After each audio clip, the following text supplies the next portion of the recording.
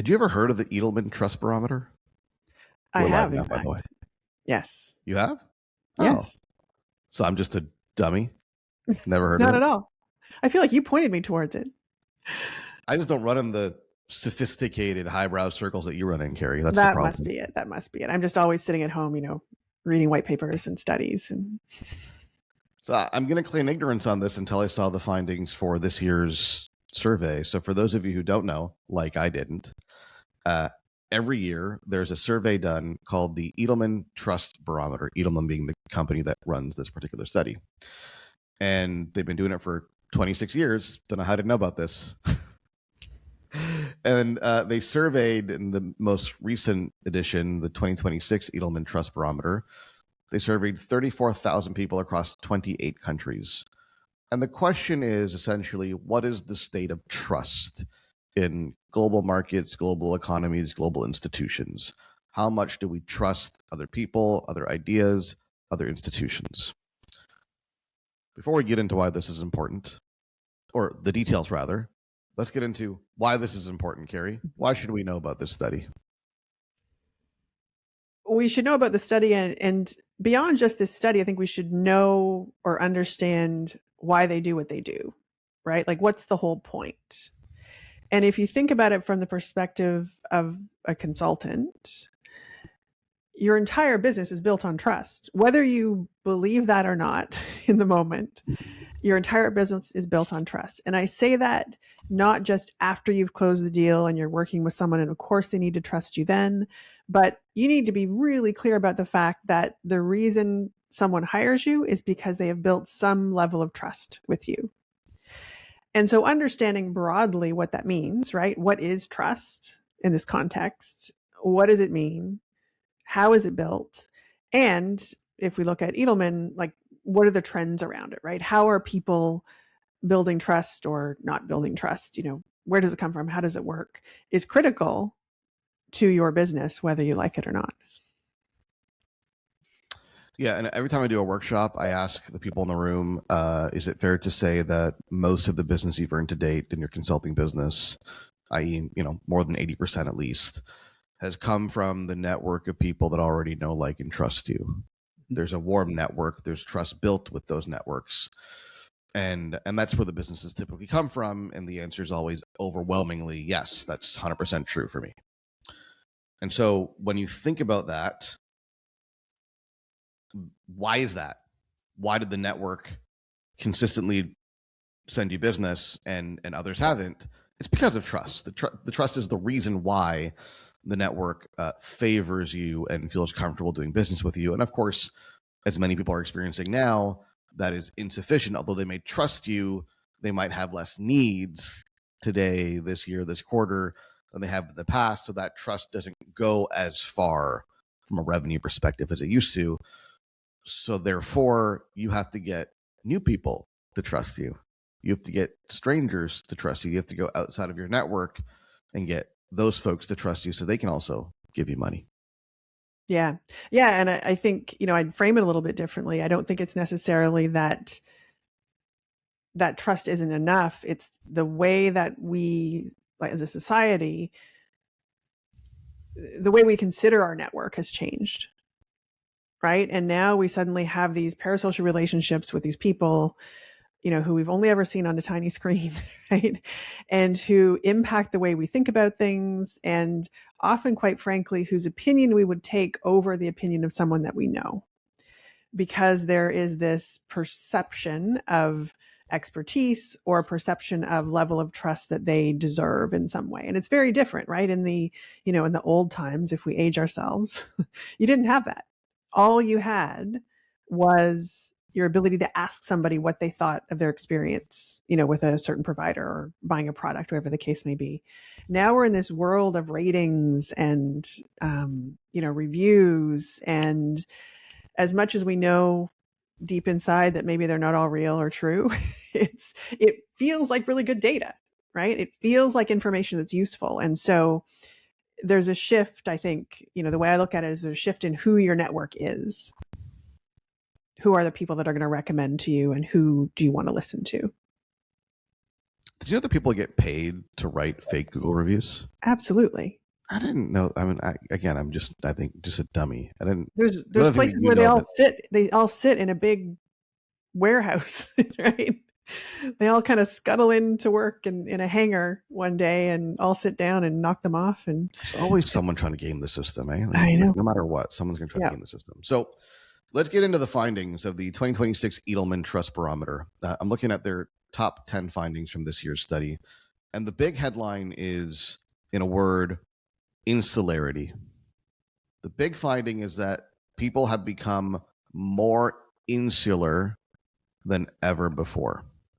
What the study found was that 70% of people surveyed are either unwilling or hesitant to trust somebody whose values, facts, problem solving approaches, or cultural background differs from theirs, leaving just 30% open to trusting across divides.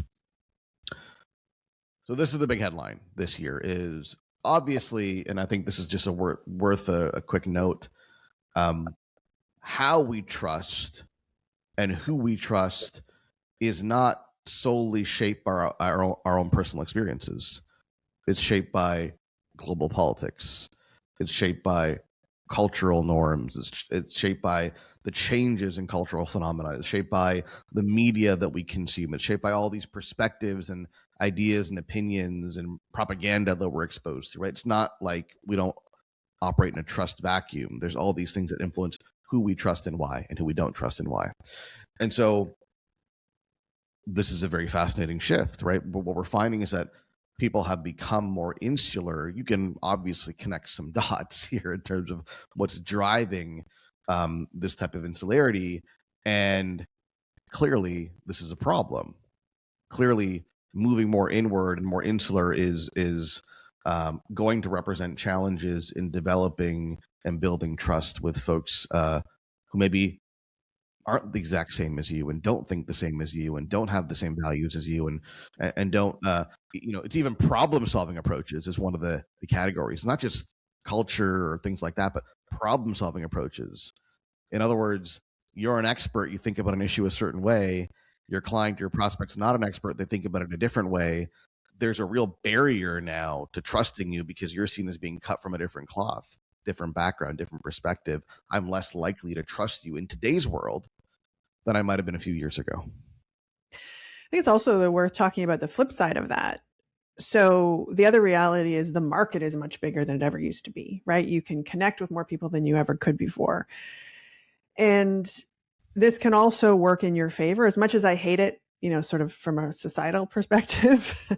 From a business perspective, what it also means is you can find your people, right? And your people can find you. And what it also means is that when they do find you, that trust is built much more quickly, and it's stronger and it's immediate and it's something that you can really build on.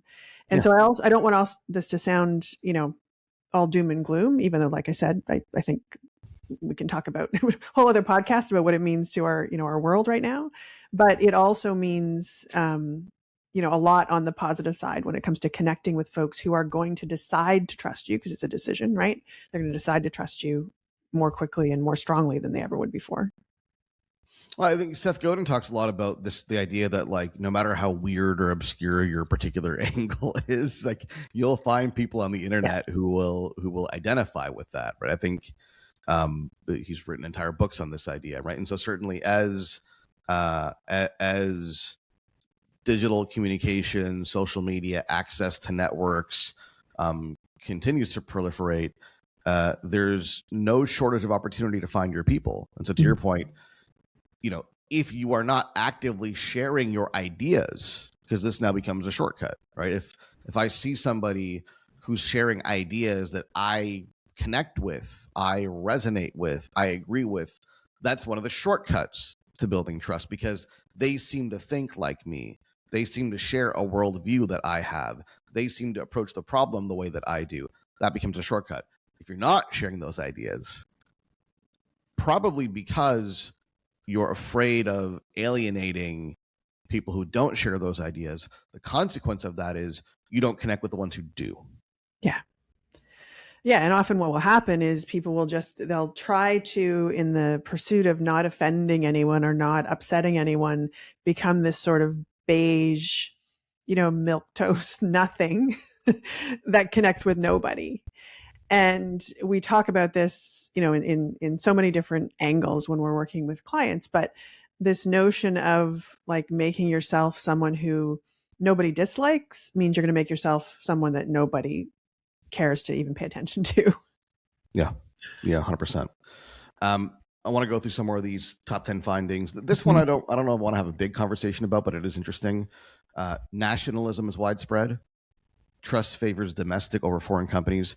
There are many countries with double-digit domestic trust advantages, including Canada, Germany, Japan, the UK, signaling stronger net nationalist trust than in markets such as China, the US, Mexico, and Brazil, where the domestic advantage is not narrower. So most of our listeners probably in the US, and therefore this is less consequential for you unless you're trying to go outside of the US market in one of those countries where there's a very strong bias towards domestic providers, then you might feel the effects of this. But if you're in the US selling within the US, probably not going to feel it. The next one I really want to dig into here is optimism for the future wanes. Not a surprise, probably to anybody. Globally, just 32% of people believe the next generation will be better off, with the biggest declines in India, minus 13 points, and China, minus 13 points over the past year. Is this one material? I think it is. But what do you think? I mean, I think it's material because I also just, anecdotally feel like we're living in this sort of negative space in a lot of ways, right? There's a lot of concern about all the things, about the economy, about what's AI going to do to us, what's, all of these things. And in that, in a space where things feel unpredictable, people become pessimistic. I don't necessarily believe that's the way things end up. We always make it through these things and everything, works out and we figure out a new way. But I feel like, if there's a wave that happens, we're at a relatively high point in that wave where there's a lot of pessimism around. And you need to understand that that's a headspace that people are coming from.